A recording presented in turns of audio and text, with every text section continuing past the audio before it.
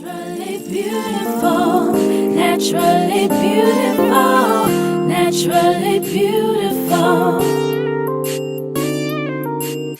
naturally beautiful, naturally beautiful, naturally beautiful. Hi my loves, I wanted to come through and show you how I got this vibrant pink color using a Adore hair color and the watercolor method. I wanted to get right into it because the video is already kind of long. So here is the frontal. It really is a well constructed frontal from Wigsbuy.com. And I wanted to show you what it looks like up close before I do anything to it. So here is the frontal. And along with coloring the frontal, I'm going to go ahead and color these three bundles. These are three very well constructed bundles. The stitching on them was tight. The stitching was nice and tight, uniform, beautifully stitched bundles. I didn't have any trace hairs sticking out all over the place. Really, really nicely constructed bundles. The hair was really, really super soft and really easy to work with. So now I'm going to grab my gloves. Yet another thing, I would hope you guys use gloves when you do this, only because I don't really know what the process will do to your hands if you do it consistently over and over again. So yeah, that's my pot.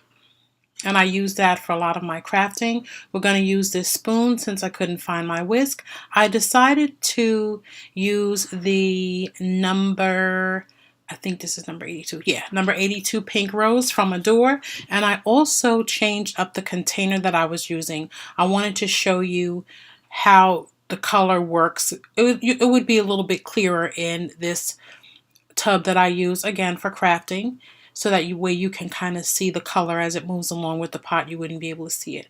Yeah, so here is the frontal. And we are going to get ready to work with this. It's already pre-plucked, so that wasn't an issue, which was just made my life so much easier. And again, this hair is from Wigsbuy.com. I'll put a link down in the information area so that you can have it, so you can see it, and so you can use it. So yeah, here I'm just going to take a moment. I'm going to use water that I actually boiled with my electric tea kettle.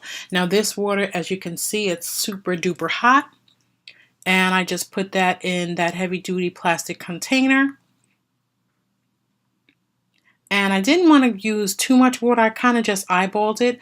Again, here's the pink rose, and we're just going to add that to the water.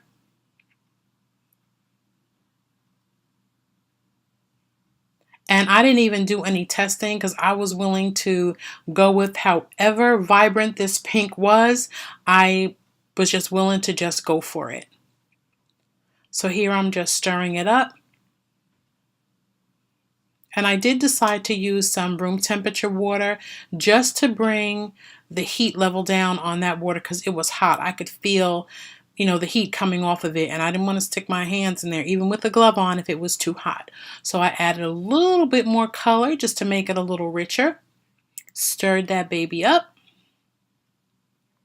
And some people use like a paper towel or some piece of fabric in order to see how dark or light the color is. Again, I was just eyeballing it and willing to go with it. So here we are going to start with our frontal, and we're going to dip it in just a little bit first. This is again my first time trying the watercolor method, and I wasn't quite sure, other than from watching videos, what to expect. But I said, you know what, let's just go for it. We're going to use the same color for the bundles. So I just made sure to immerse all of the hair down into that color mixture. One thing you do have to remember, and I think I put in a couple of slides just for informational purposes only, make sure you move that hair around a little bit, because if not, the color's gonna be blotchy, and you really don't want that. You want the hair to be consistent throughout your bundles, throughout your frontal, throughout your closure. You just want the color to be consistent. You don't want light spots or anything like that. You just want your color to come out even. So part of the process of helping it to come out even is moving that hair around and separating it a little bit. You'll see me do that with my fingers just to separate it to see if the color is going through all of the hair. And as you can see, the water is lightening up a little bit because the color is going onto the hair. So again, move that hair around a bit just to make sure it's touching every strand, so you get equal color all the way through. I'm so sorry my hand was in the way here. I was kind of stepping side to side with the camera in the middle. And I'm just bringing that hair up and down. I use the same process with the bundles. I felt like if I showed you this part and I, let you know to do the bundles the same way, you wouldn't have much of an issue. Make sure with your bundles, if they come like in a rubber band or in one of those zip ties, take it out of that tie situation, because if not, the area where the zip tie is or where the rubber band is not going to color. So you want to make sure that the hair is open and ready to receive the color. Again, I'm going up and down, checking in the middle, checking around the back to make sure that the color is going all the way through. And this came out such a beautiful, beautiful, vibrant pink. And just another quick tip, when the hair is wet, it's going to be darker than it's going to be once you air dry it. I didn't realize how vibrant it was going to be until it air dried, but I absolutely love the outcome. And I'm just rinsing, well, not rinsing, I'm just wringing out some of that water. And yeah, checking it through to make sure that the color is all throughout. And I'm not going to use any shampoo. I am going to use this Joico K-Pack Color Therapy Conditioner just because it's for color. Normally you use it for natural hair or hair growing out of your scalp, but it works perfectly for extensions, frontals, and everything. So just so you're aware, you're going to need at least 3 bottles. I would say get 4 just in case you need it. But yeah, I use 3 bottles of the Adore Hair Color to achieve the vibrant color. And always double check like your water to make sure that it's as dark as you want it to be. And be sure to separate the hair as you dip it up and down into the cold color and water mixture. And here we have the frontal along with the 3 bundles, and I just let it air dry, kind of put it on one of those little hangers and just let it air dry. I like to air dry it because it makes it easier when I'm sewing. When it's wet, I just don't want to color. I just like to use it while it's dry, while the hair is dry. So there we have our bundles, and we are ready to let them air dry and get to sewing. And again, let the hair enclosure air dry completely before assembling your unit. Closure, frontal, same situation. And here I'm showing you how I sew the frontal onto the dome cap. I'm sorry if the footage is a little bit shaky, but my son was helping me and we didn't have the tripod available at the time because it wouldn't get close enough. So here's how I sew on my frontal to the dome cap. It's really not too complicated. The only thing that I can suggest, one of the things that I can suggest when you're sewing your frontal or closure onto your dome cap, make sure your stitches are close together and make sure they're nice and tight. It really does eliminate your frontal, closure, or bundles buckling once you put your wig on. You don't want that.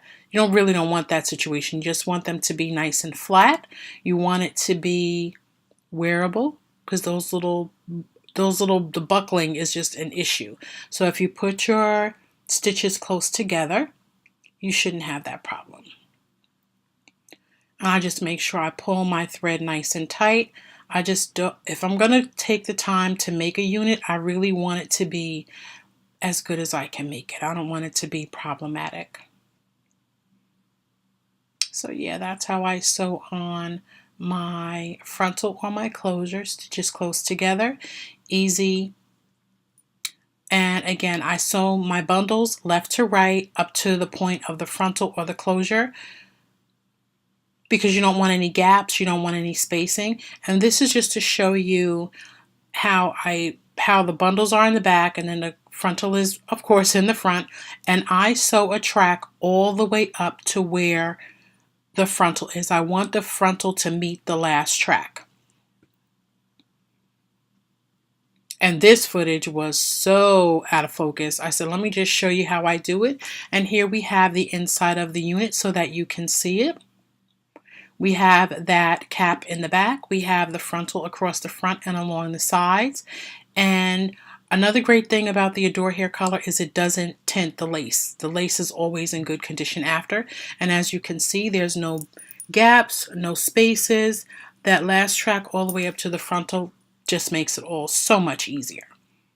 So that's what the inside looks like. And if you want to sew in a strap, you can definitely sew in an elastic across the back to make your wig nice and tight. And here are the results. There's my pink baby, and I'm hoping that this is something that you'll be willing to try.